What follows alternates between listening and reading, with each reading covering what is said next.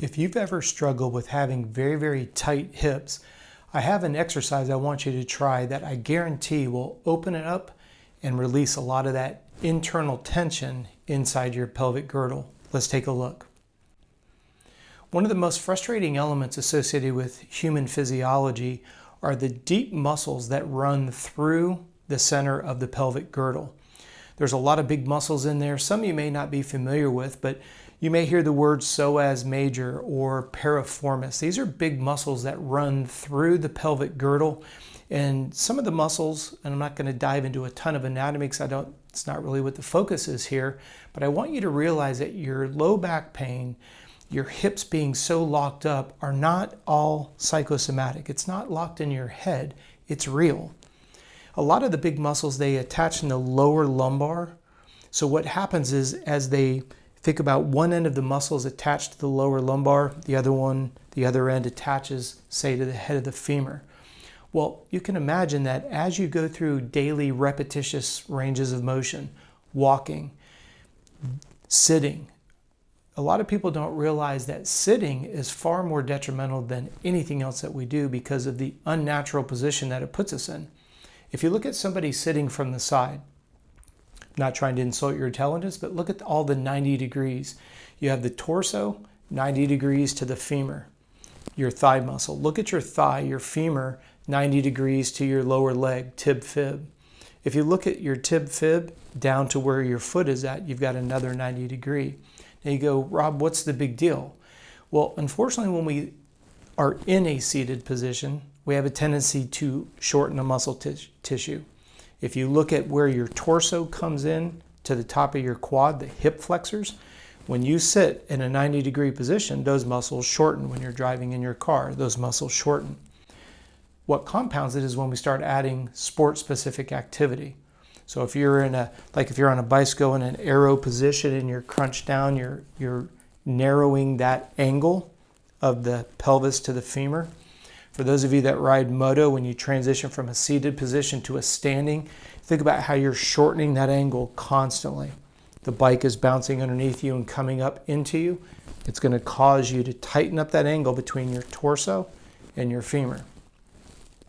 Well, what can we do to get that tissue inside the pelvic girdle to relax? How can we relieve some of that low back pain? This is where I'd like to introduce something known as Aqua Jogging. Aqua Jogging is very simple. You take this Aqua Jogging vest. You guys can find a link to it if you go to the description box below and you go to our Amazon store. You'll have a direct link to this Aqua Jogging belt. What it does is you click it around your belly. It's just like a big WWF wrestling belt. And what it does is it essentially puts you up and it allows you to float in the water. I refer to it as kind of like a bobber sensation. Now, the beautiful part about this is, depending on the depth of your pool, you can actually run as if you were out on the open road, but you have no impact on your feet. Now, the way that this comes full circle in regards to opening up the pelvic girdle and getting some of that flexibility is the idea that as you are running back and forth, if you can imagine your legs, right? There's different ways you can do it. You can do straight-legged scissors. You could bend your knee like you're normally running. Stop and think about, if you can kind of go with me here visually, imagine the front of your thigh muscle, the quads, they're pushing against the water while one leg goes out and the other one is going backwards, right? Because you're running in the water. Well, as I run in the water, the leg goes behind me. What it does is it starts to open those deep muscles inside the pelvis. Now, what's great about it is it also generates a lot of strength. So for example, as your quad moves forward, you're going to be strengthening the muscles from your kneecaps all the way up to your hip flexors.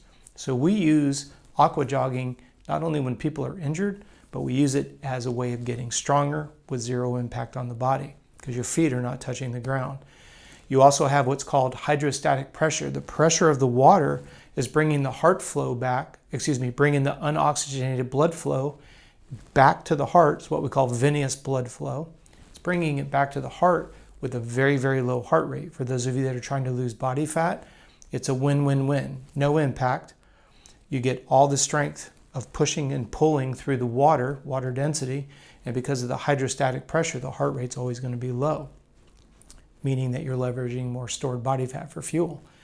So now think about this. How do we get the hips to open up? You want to add physical activity. When you get in the water, you don't need to go vigorously trying to go super hard. Just ease into it. Just nice, easy. In fact, you can even start by just walking in the shallow end. Walk to where the pool gets deep, and then that'll force you to kind of have to run in place. You'll eventually get to the end of the pool, come back, and then when your feet touch the ground, you can walk. Walking in water is extremely, extremely beneficial to the human body because you're working against the density of the water. Now, one little suggestion that I would give you is please wear an old pair of tennis shoes when you're in the water. Because when your feet, especially if you've been in the water for a long period of time, you know how like when you see those wrinkles on your finger, kind of indicating that you've been in the water for a long period of time? Well, that's also indicating that your skin's starting to soften because you're essentially getting water saturated. When you put those sneakers on, it's going to keep you from blistering the bottom of your feet when you walk, and it will also add more resistance because the sneakers will absorb the water, and it's like having weight on the end of your feet. So you can do it in stages. So what I mean by that is put those sneakers on there so that way your feet don't get blistered, but you can imagine that as you change up, like straightening your legs or speeding up the tempo, the weight of those sneakers are going to just make you stronger in a shorter period of time because of the resistance and load. You see why I'm so excited about aqua jogging? It's very low impact to no impact at all. You get all the benefits of a low heart rate. You get the, depending on where I'm in Florida, so, we spend a lot of months where it's really, really hot. So it's a good way to stay relatively cool, but still get a lot of exercise in.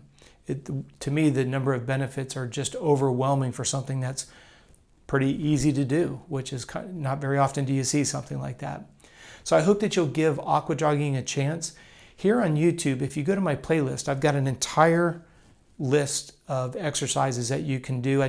I go through separate exercises that you can do, and then I actually have a consolidated playlist so you can put an aqua jogging workout together, keep it mentally and physically challenging.